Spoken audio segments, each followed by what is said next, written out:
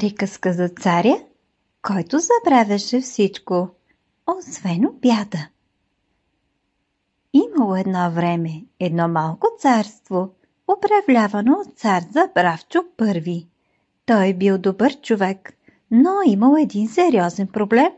Забравил всичко, абсолютно всичко, освен кога е време за ядене. Ваше Величество, днес ще приемате пратеници, казвал му министърът. Чудесно! А какво ще ядем? Отговарял царят.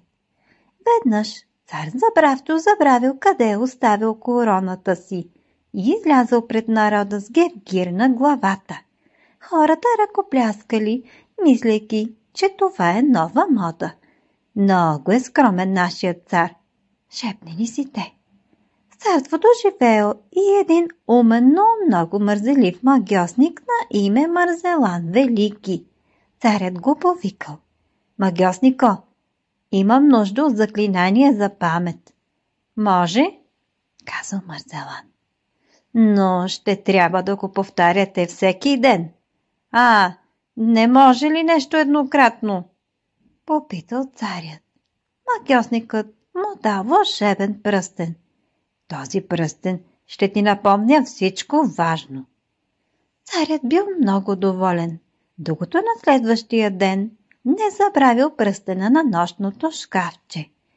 Крайна сметка, министърът измислил решение. Записвал всичко важно на голям свитък и го закачил на врата на царя. Така цар Забравчо управлява успешно, макар и леко шумно, защото свитъкът се е влачил по пода.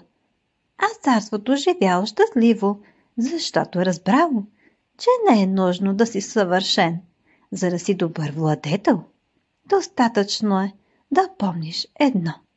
Обядът е точно 12.